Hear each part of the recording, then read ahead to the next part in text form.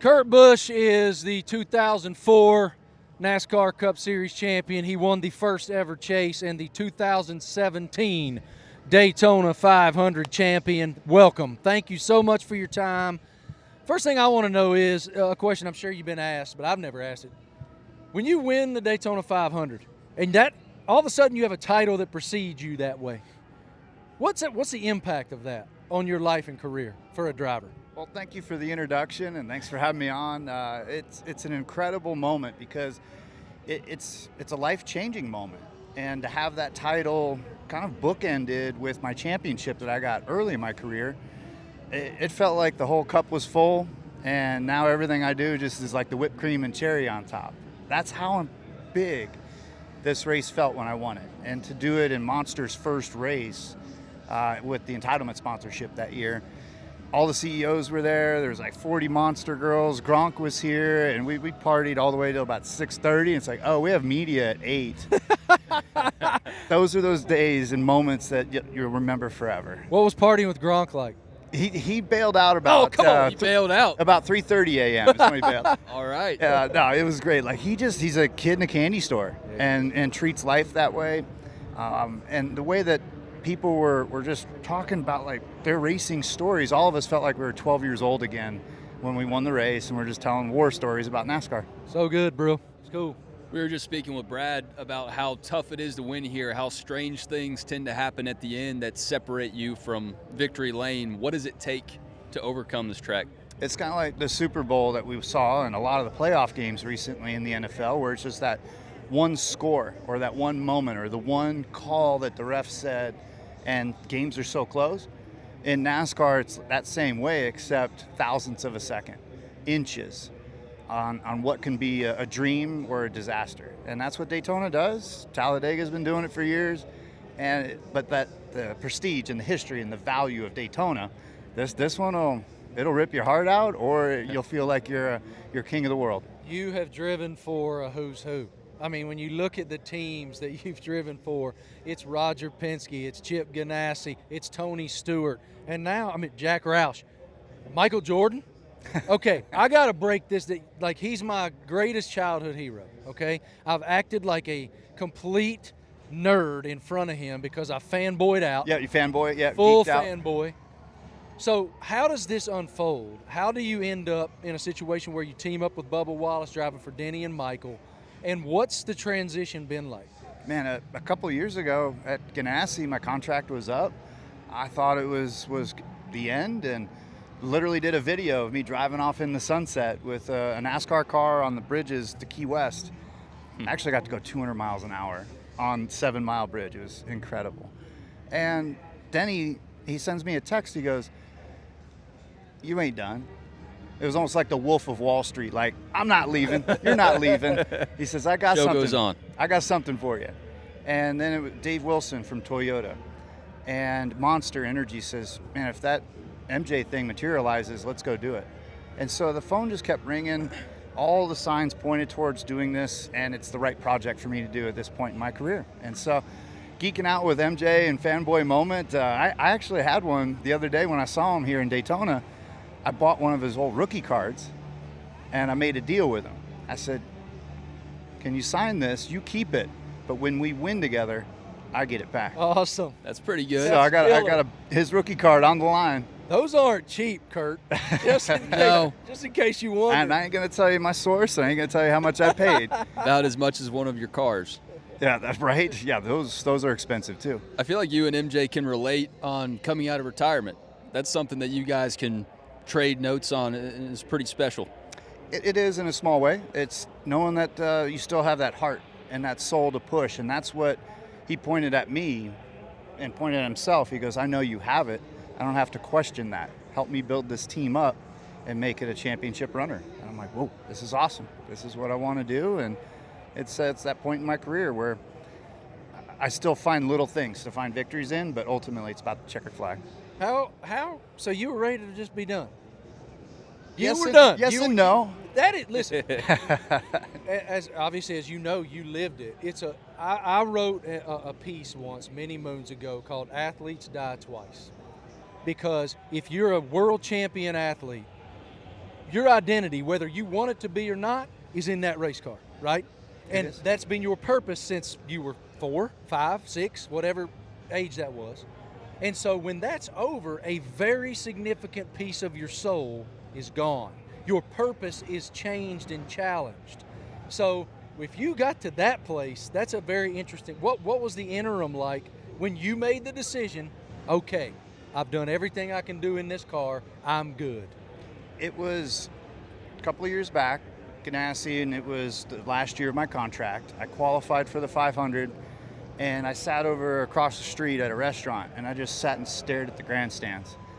And I was talking to him like, am I done? Am I done? No, you're coming back. And I called a friend. I called Mark Martin. I said, Mark, why did you keep coming back? What was your fire? What was your desire? What was your reasoning? And he said, Kurt, I'm a racer just like you. And the phone kept ringing. That's why I came back. So Mark Martin helped push me back in, and Mark's a guy I always looked up to and raced with at Roush, and all the signs were pointing towards let's go. So we're going. We got 2 years on this gig. I love it, man. And I'm challenging myself with the next gen car. I wanted to drive this thing. I didn't want to not drive it. So what are the big differences in it? Whew. How long's the show? Everything? How long's the show? Yeah. It's fun to drive and being so different that with the sequential gearbox, the bigger brakes, the suspension being independent in the rear. I've never driven a car on an oval with independent rear suspension. When we get to road courses later, these cars are going to be like 2 seconds quicker because of their speed and agility on switching back left and right. But then the aero package is somewhat numbed up, and that's why we're a little slower right now at Daytona, and that's why the draft is a little different, just because of the aero package. What blew you away the first time you got to drive one of these things?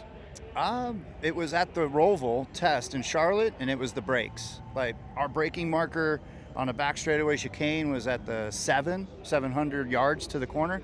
You can take this thing to almost 400. Wow. Whoa. Like, the braking distance just is going to be phenomenal when we really get that science out. Put that thing to the limit, man. Yeah, it's like, ooh, and then the acceleration, it was about the same. It just depends on what horsepower we end up running, but it was the brakes. So this is your guy for Days of Thunder.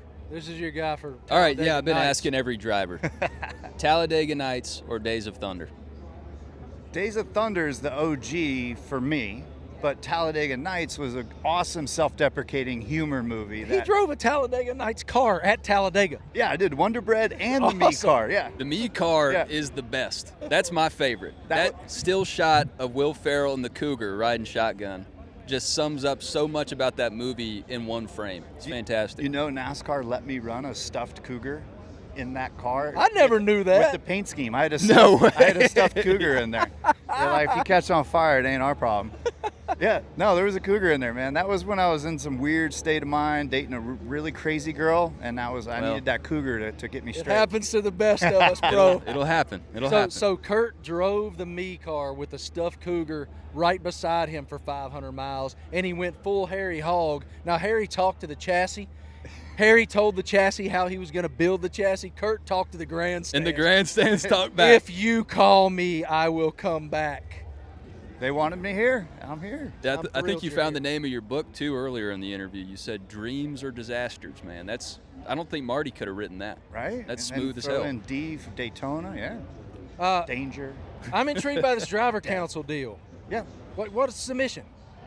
The mission is to create a voice for the drivers that is aligned with the owners, with NASCAR, the tracks. You know, there's a group of tracks owned by NASCAR, there's a group of tracks owned by Bruton Smith, Marcus Smith, SMI, and working on all categories to put together a better show, a better production, better competition.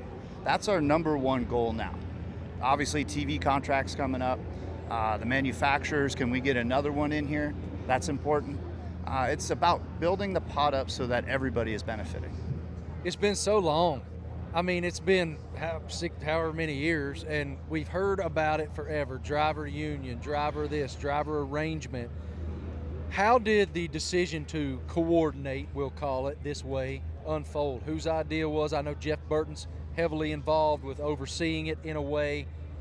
Denny's always been kind of that catalyst guy that gets y'all on the text string and says we need to band together? Yeah, I was on vacation. I was in the Bahamas, and Jeff Burton said, "Hey, man, give me a call. I just need 10 minutes of your time." And when I hung up the phone, it was 2 hours. Wow. And we started just rambling on about what we could work on, what strategy we should approach things with. Denny is on the board as an owner driver. Kyle Petty is on the board as a former driver, but has worked heavily with charities and the charitable aspect, because we're registered right now as a volunteer group and it's a nonprofit. That's how we're starting things, and you still have to have all the protocol. Austin Dillon's on there, Joey Logano. They're in the competition safety category. Daniel Suarez, obviously he's got great connections globally and can help with a lot of the diversity programs and understanding how he was raised and the things that he's been through in his life and how we can connect with other demographics. Corey LaJoy, he's in there helping all the guys at the lower level. We're going to try to create a minimum here, and everybody's involved for good reasons all the way around, and we have a volunteer lawyer group, volunteer assistant, and we're getting things started. That's so good. It's necessary. Yeah. It's time. It'll benefit the sport dramatically because y'all's voice should be among the strongest, if not the strongest. And so to have a coordinated vision is really smart. Yep, and I feel like we're a perfect group of guys and girls and young and old and all the experience level. It's motivating. Right now in our meetings, our first big plan was to put a big fundraiser together and go big. Appreciate you, brother. We got to let you run. I know you got other stuff. Good to see you, Grateful Wes. for you, brother. Yep. Appreciate you.